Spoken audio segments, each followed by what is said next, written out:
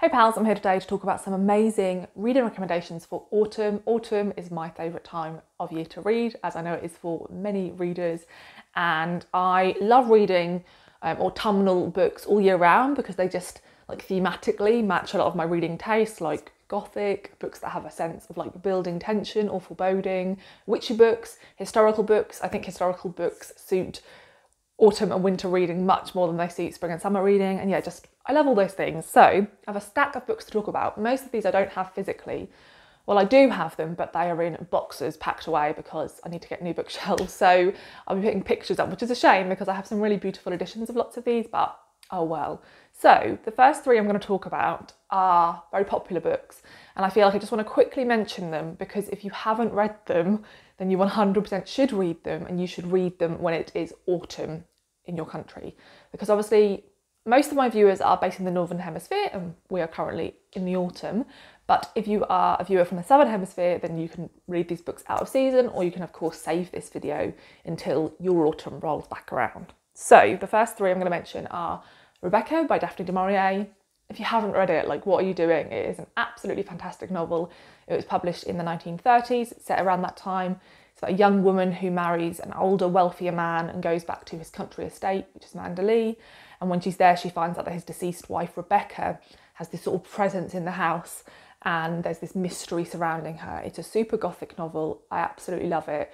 I've read quite a few of Daphne du Maurier's books and it remains my favourite, but I'd recommend all of her books as autumnal reads. The next one is The Essex Serpent by Sarah Perry. This one has just a beautiful cover design. This is set in the late 19th century at a time when new scientific discoveries were really challenging the thought process of a lot of people in this time period. And we follow a woman called Cora who is married to a horribly controlling man, and he passes away and she inherits all of his wealth. And she's really interested in natural history and fossils, and that's not really a thing that women are supposed to be interested in. And she hears about the fact that there may be an Essex serpent. So Essex is a county quite near me in England, and some weird goings on have happened in this small village. And a lot of people there have said it's because of this sort of mythic creature known as the Essex serpent. And so she goes to stay there to sort of investigate, and she gets tangled up in the lives of the local vicar. This book is luscious in its descriptions of the natural world. There are so many beautiful scenes. There's a bit that I always remember where the woods, like when you're in a forest and you look up at the trees, the sort of tree canopy is compared to the ceiling of the cathedral, and I just thought that was absolutely beautiful, so I'd highly recommend that one. And then the third sort of more well-known book is The Little Stranger by Sarah Waters. I would recommend all of Sarah Waters' books as autumn reads because they are all amazing. The Little Stranger is in my sort of top 3 out of her 6 books, and I really enjoy it, and this one is the spookiest one, so hence why I would recommend it. In the autumn, it is a sort of gothic horror novel, and this is set in post-war England. We're following a family who live in a big sort of mansion on a country estate, but it's at a time in England when a lot of those families are sort of realising that they don't have much wealth left, and also in the post-war time, ideas of class are shifting, and their footing in society is really changing.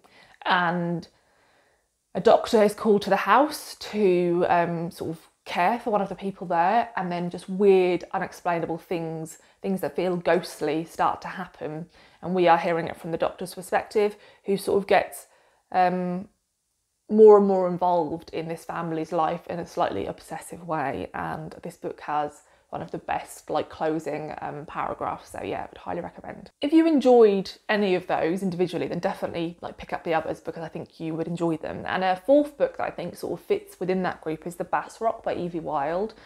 So this is set in Scotland, and it is told in 3 different stories that sort of interweave, all about women. One is set I think in the 1600s, and it is about a young woman who is on the run because she has been accused of being a witch. And we are hearing it from the perspective of these men who are sort of on the run with her because they don't think she is a witch. And then we had been told another story, which is in the early 1900s, I believe. That was my favourite of the three. We're following a woman who has married this man whose previous wife has passed away, so she's helping raise his children. He's a horribly possessive and controlling man, quite scary, and she has a really sort of suffocating life living on this estate beside the sea. And yeah, I just thought that was really reminiscent of Sarah Waters' writing style. And then we are following a narrative in the present day, which is one of the sort of descendants of that woman in the early 1900s, who is going to clear out that same house after her, I think, grandmother has passed away. And she sort of gets in contact with a local woman who starts to tell her about lots of the violent events that have happened in the local area of men perpetrating violence against women. I will say the book is a difficult read in that regard. The theme of it is sort of looking at violence perpetrated by men against women through the ages, and how it hasn't really got any better, even if some laws have shifted in our favour. I think it's a really compelling read. There's a building sense of unease, and there's a feeling of the possibility of like ghosts throughout all three stories, which is something I really enjoyed. Then we have The Lightkeepers by Abby Jenai. I've always intended to reread this one. I've only read it the once when it came out quite a few years ago. This book is an odd recommendation in a way because it's set across all 4 seasons and we follow the course of a year. It opens and a wildlife biologist is on a boat leaving an island that she's been living on for the past year in quite odd circumstances. It feels like she's fleeing. And then we go back in time to the start of that year when she got to the island. I think the island is quite a remote, sort of rugged island off the coast of California from memory. And there's all these different wildlife biologists there who study different animals in the area. And it has that sort of isolated, almost closed room feel. And there is a sort of mystery on the island. And you're hearing it from our character's perspective. You're unsure if you can trust her. You don't know if these events that are happening are being caused by one of the other characters, by our protagonist, or even by some sort of supernatural force. So it has that, again, that feeling of unease, but it feels all the more suffocating because they can't really get out, like they cannot flee this island. And even in the scenes where like you're following Summer, it still feels quite cold and remote just because of where the island is placed. And that has beautiful nature writing, so I would highly recommend this one. Then we have Swan Song by Kerry Andrew. The reason I'm recommending this is because I always feel like sort of folk tale and fairy tale retellings make me feel like cosy, so they seem to really fit with autumn and winter. In this book, we're following a young woman who has had this event happened while she's been at university that she sort of wants to run away from because she's not proud of how she dealt with it. And so she goes up to Scotland to spend some time with her mother in this cottage in a really rural area where they don't really know anybody. And she's sort of trying to reconnect with herself and, like I said, figure out how she wants to move on from this incident. And when she's there, she meets an older man who lives a very sort of lonely, isolated life by the side of a loch, and she starts to get quite involved with his life. This feels very slice of life, but it is retelling a like a folk story, which I don't want to like talk about too much because I don't want to give anything away. But this book feels very rooted in reality, but it does have elements of the magical and the mysterious. So if you're somebody who likes narratives that don't have anything sort of magical within them, then this probably isn't one for you. But I really enjoyed this. I think I read this in like one sitting because I just felt so compelled to continue. And I can imagine this being a really great read if you're like, you know, curled up in an armchair on like a rainy day with, if you have a log fire burning. And then one of the ones I do actually have a physical copy of out on my shelves is White is for Witching by Helena Yemi. I've read quite a few of this author's novels and this is 100% my favourite, and again a book I intend to reread. This is probably one of the scariest books I've read. I don't read many horror novels now as an adult. I did a lot as a teenager, but I really enjoyed this one. This is quite an odd story. So if you like your books to have like a clearer narrative arc, then this may not be for you. This is like a very thematic story. We're following this family who run a B&B near the White Cliffs of Dover, and this book really reminded me of The Shining, which I haven't read, but I've seen the film.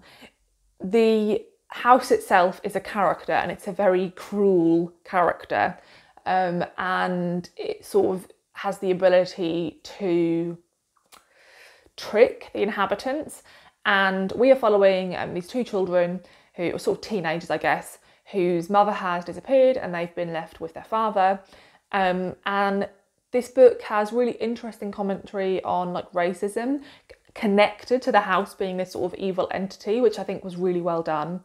And yeah, I just found this a really interesting read, super weird, and definitely one I need to sort of pick up to see if like on a reread I pick up on any more of the like earlier hints in the story. So yeah, I would definitely recommend this one if you like a spooky read. The next book I'm going to talk about is a really chunky read, and that is Plain Bad Heroines by Emily M. Danforth. This again is a sort of split narrative, which is something I really enjoy. And this book is super gothic, but also just feels really fun because as you're reading, there are lots of footnotes, and the footnotes are from like some person who's telling you the story, who isn't an actual individual, but I guess like the book itself.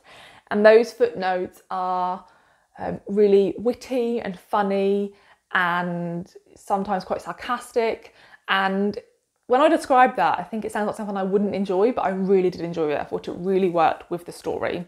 So the premise of this is that in the early 1900s, there was an all-girls boarding school, and two girls were found dead, and they'd been stung by like thousands of bees. And beside their body, a book was found, which is a real book that exists. I can't remember the name of it now. And lots of other weird goings on happened at that school, and the book was always found near like the event. And the book eventually closed because of it. In the present day, we are following two actresses who are going to star in a film adaptation of a book written by an author who is a descendant of one of the women who I think ran Brook Haunts. So in the past, we're hearing the perspective from one of the teachers. She's a queer woman, so we're hearing about her relationship with one of the other teachers, and also how she sort of watches all these things happen to the girls and she doesn't really know what's happening. And the tension really builds in that narrative. There's a scene where she's in the bath, which I was just like absolutely bricking it. It was really scary, like really well done.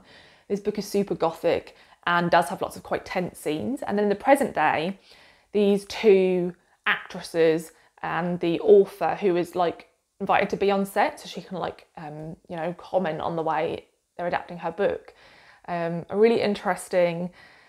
There's some like really interesting queer dynamics between the three women. There's like brilliant scenes in like present day Hollywood, which I really enjoyed, even though they're sort of like, you know, put alongside these scenes in like an early 1900s all-girls boarding school, which are like so different, but they contrasted really beautifully. And as they're filming the film, lots of unexplainable things start to happen on set, for which they start to sort of fear for their lives, and you sort of watch all this unfold. Now, what I will say is this book, for probably 4/5 of it, was like a 5-star read. I was absolutely in love. And then the last 100 pages happened and they were a massive letdown. Like, they really rushed through the story, and then the final scene was like, felt really flat. And I went to an author event and the author said that she hadn't really planned how the book was going to end, and that just is where she like got to when she stopped writing. And it really felt like that. Like, it felt like it just sort of happened and it hadn't really been structured. So whilst I would really recommend this book, because in large part I really loved it, I will caveat that with saying that I wasn't a massive fan of the ending. So as you'll have noticed, like most of the books I've recommended so far, I've recommended because I feel like they have like a gothic or sort of scary vibe to them, and that's what I really associate with autumn. But one book I read earlier this year that I really wished I'd read in the autumn was The Other Mother by Rachel M. Harper.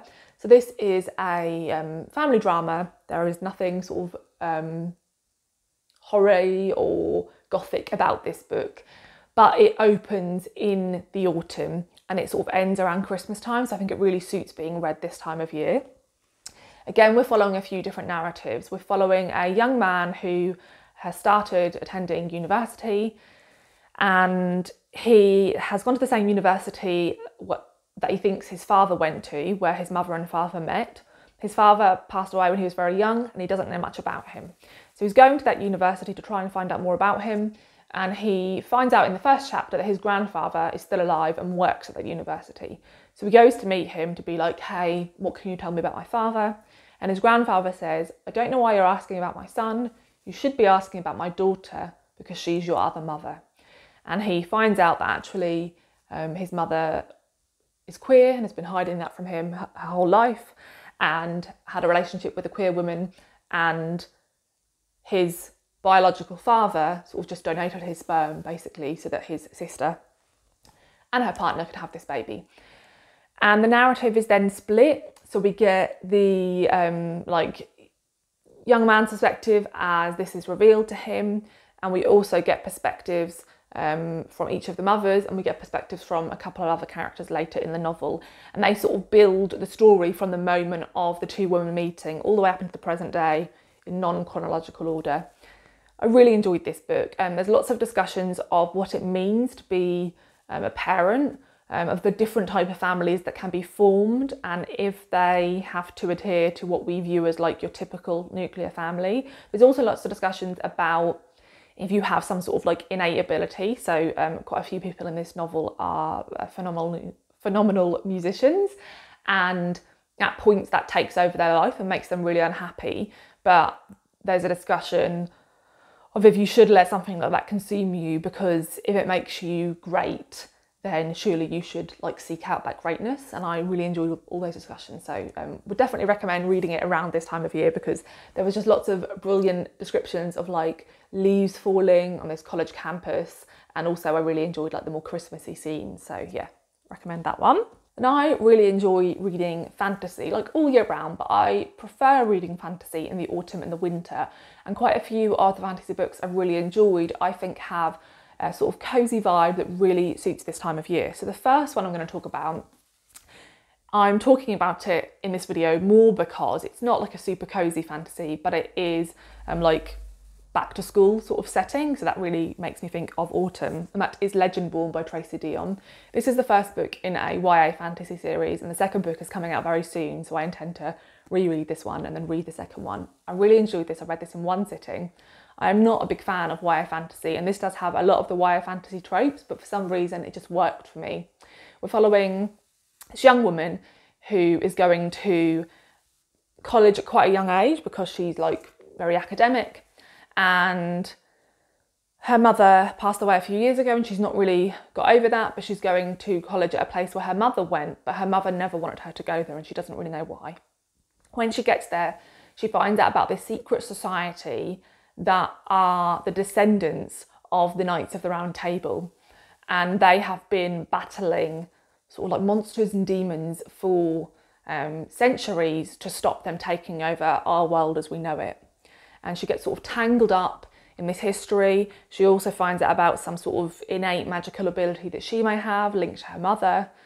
And this book really discusses racism and the sort of white supremacy inherent in stories such as, the Knights of the Round Table. And I just really enjoyed it. It has the whole tropey like love triangle. One of the boys is like a real bad boy with dark hair, and one of them is really kind-hearted with blonde hair. But yeah, it just really worked for me. And I found the story she built about them being the descendants of the Round Table just really interesting, and I'm really looking forward to learning more about it in the next one. Then a book that I do just think is like a super cosy fantasy read is Thorn by Intisar Kanani, and this is again a YA fantasy book. This one feels really not YA fantasy, and that it doesn't really buy into a lot of the more tropey narratives, and it has a really sort of slow burn romance in it that I really enjoyed.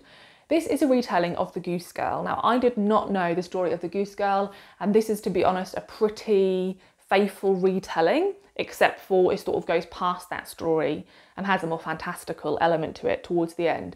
And I will say that I felt that once the author had moved past the actual Goose Girl story, her world building like wasn't as good in and of itself. I have read the second book in this series and didn't enjoy it anywhere near as much as the first, but I really enjoyed this one.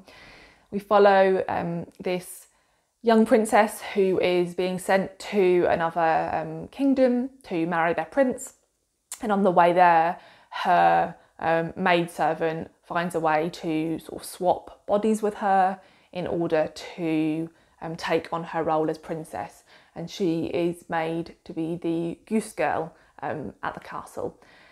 This was super cosy, like brilliant castle vibes. She makes lots of friends around the farm where she works, and they like spend lots of time like eating like soups and stews together. I just really enjoyed this one. Will 100% reread this one. Actually, might try and reread it this autumn because I really enjoyed it. Then one of my absolute favourite fantasy books, I've only read this once, really need to reread it, is Daughter of the Forest by Juliet Marillier. This is the first book in what is effectively a 6-book series called The Daughters of Seven Waters, I think. But I would say that out of the 6, the first 2 are like 5-star reads, and then they sort of steadily drop in quality. So I would say like 100% read the first 2. But this one is like brilliant. Basically, this is like super forest fantasy vibes. If you are somebody who isn't sure if they like fantasy, then I feel like this is a really good place to start, because in large part it feels like a historical fiction with quite a large romance plot, which I think is handled really well. It's very slow burn. I don't think it's very tropey, and I really enjoyed it. But there is sort of a magical element in that we are following this young woman who has several brothers who are cursed, and she is trying to break the curse. And in order to break that curse, she sort of lives a very isolated life. I will say there is a pretty graphic scene of sexual assault in this book, which can happen quite a lot in fantasy books, which I find frustrating. But this is one of the few fantasy books I've read that actually don't have it in there as some gratuitous storyline and actually deal with it really effectively. Like the subsequent PTSD that is spoken about because of that, I think is really well handled. And I would just super recommend this book. Like I said, super like forest fantasy vibes, really cozy, lots of soups and stews being eaten again. And I just absolutely love this book. I read it super, super quickly, even though it's quite a chunky one, and would just love to see more people pick it up. And then finally, I have the first book in a middle grade series, and that is The Haunting of Avalon Jones.